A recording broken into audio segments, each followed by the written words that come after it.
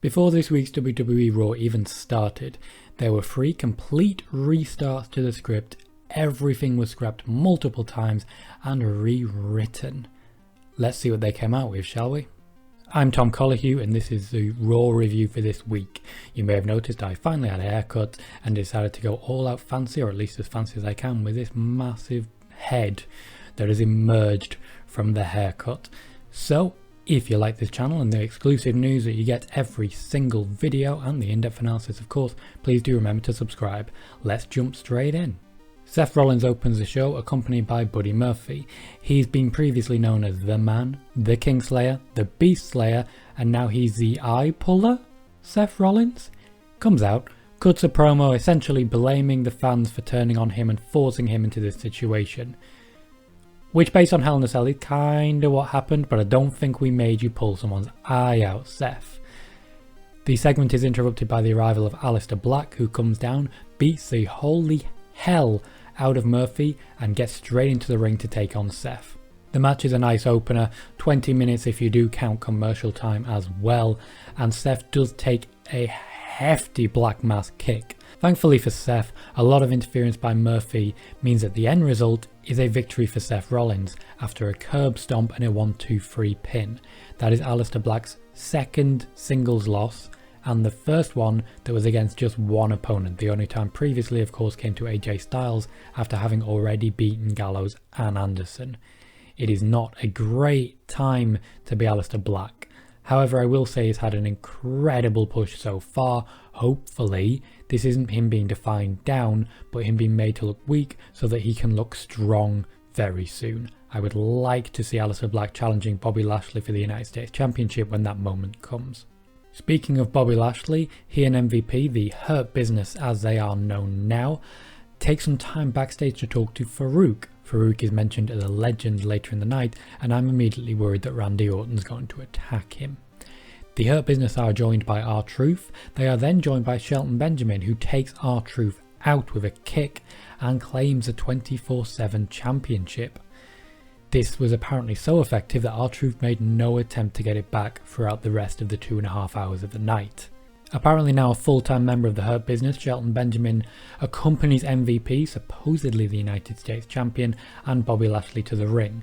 MVP does what he usually does, talks up a big game. They are interrupted, we're going to hear the word interrupt a lot on this show as well, by Ricochet and Cedric Alexander, who challenge them to a match. MVP says, take your pick, who do you want to face? I've got to say I'm quite happy with the fact that MVP, even as a heel, is still very confident and very happy to step into the ring. You don't often get that with faction leaders.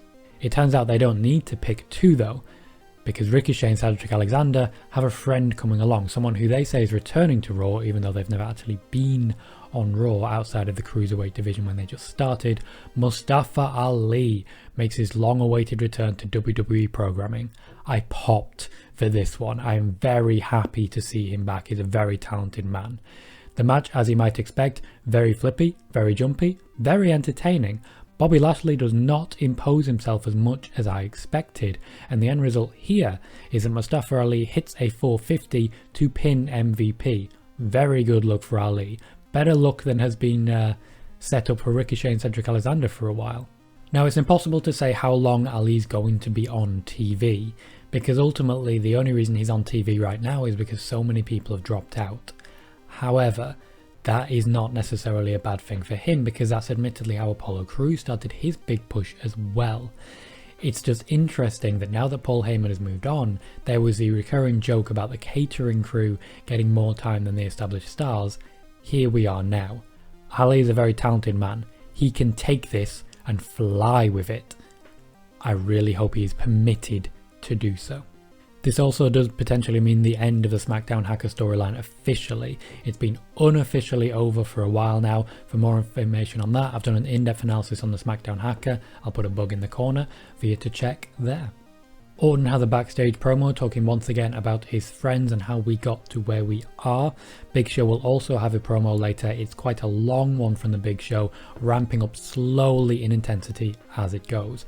Nice to see both men get some time, and of course this is pushing the main event, which is unsanctioned and has been given time on WWE programming regardless.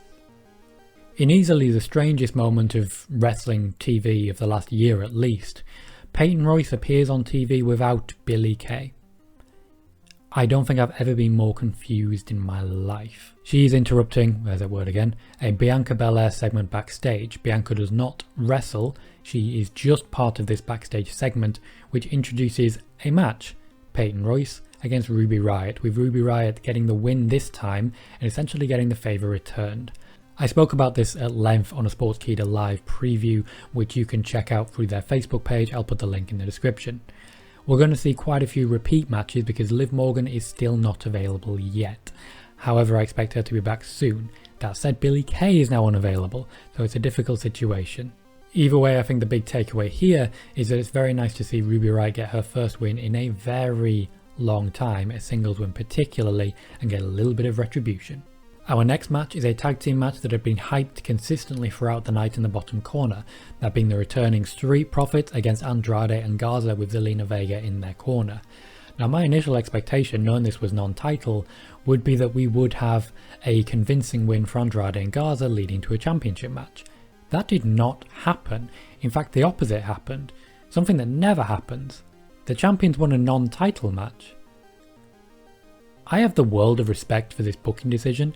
Now, immediately it does make Andrade and Garza look quite weak, however they'll undoubtedly get another shot. The most important thing here is that this win really goes a long way to undermining the whole non-title matches always get won by the challengers policy, and we need that doubt because for years now, whenever it's non-title, there's no doubt as to who's going to win. Give us some doubt. This surprise should go a long way to changing a few minds on that one. Between the second and third hours we get our draw segment of the night because, as you might expect when I say draw segment, it is Sasha Banks and Bayley. They come down, revel with the fact that they now have 4 championship belts between them. Asuka would interrupt, shout a few things alongside Kairi Sane, but not really go after Sasha, which I felt a little bit disappointed by. Stephanie McMahon would then interrupt, because things got that confusing that we needed Stephanie McMahon to film something that they could put on the big screen.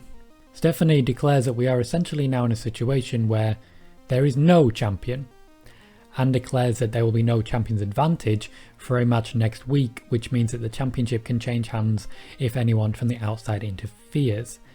For me, this opens a door really wide for Shayna Baszler to decide who the next champion is.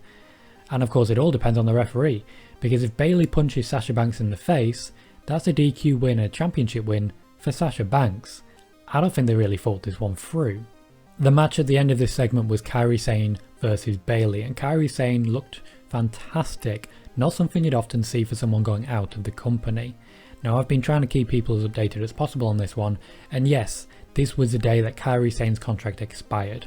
We are very likely to see her next week because both shows were recorded on the same day, so she was still technically under contract, even though next week she will not be. It does look like they are still going to play out the storyline, whereby Kairi Sane is essentially retired en route to SummerSlam by the eventual opponent for Asuka. Right now, that's Shayna Baszler. It's definitely a good way to get Shayna Baszler back in front of those crowds and back as a dominant force. Shame for Kairi Sane, but she did pick up the win here via surprise roll-up against Bayley.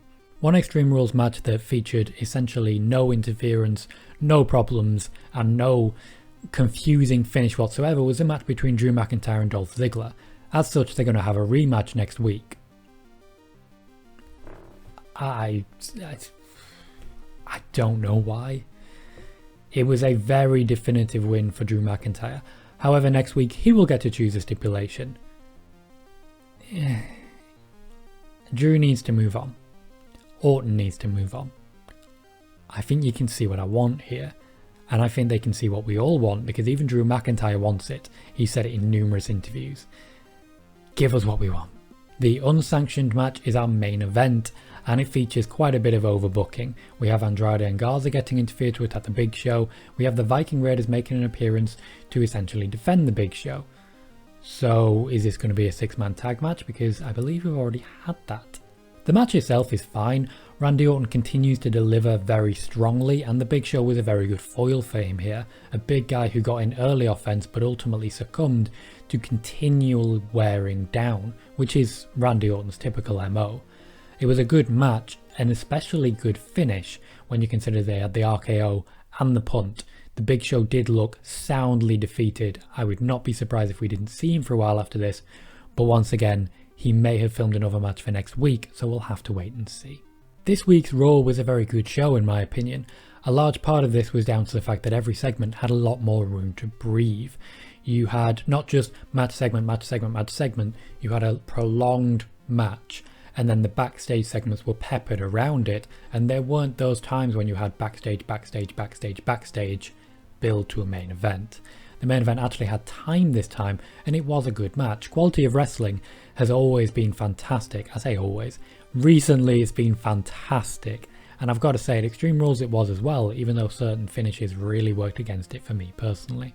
My Twitter poll for Raw gave it a 36% good rating and a 23% great. However, it was a 31% okay. So even though it was swayed more towards a positive, this does come out slightly more average in my poll. Personally, I lean towards good. I think with the limited people that they had, they were able to tell the story they wanted, but there were some segments that really didn't make much sense. The fact that MVP is now claiming to be the US champion, I get that it's building towards the Apollo Crews return, but will that get rid of Ali? We did see a lot of returning superstars get attention. Ali, Belair, Baszler, Sane, they all got a little time to do something, and it's worth checking out Raw Talk this week, if not just to see R-Truth cracking Shayna Baszler up. Next week we're likely to see much of the same people because of unavailability, but the week after there is a high chance a lot of people are going to be returning to action. It's worth asking, would Sasha Banks have gotten a rematch? Would Dolph Ziggler have gotten a rematch if they had more people? I am not too excited for next week, the McIntyre versus Ziggler match, because of how conclusive that was, and it really looks like Extreme Rules, particularly the finish between Asuka and Sasha Banks, was thrown under the bus to keep Raw ratings up. Let me know what you thought of Raw in the comments. Please do subscribe for more content like this. I have been Tom Colahue. Thank you very much for joining me.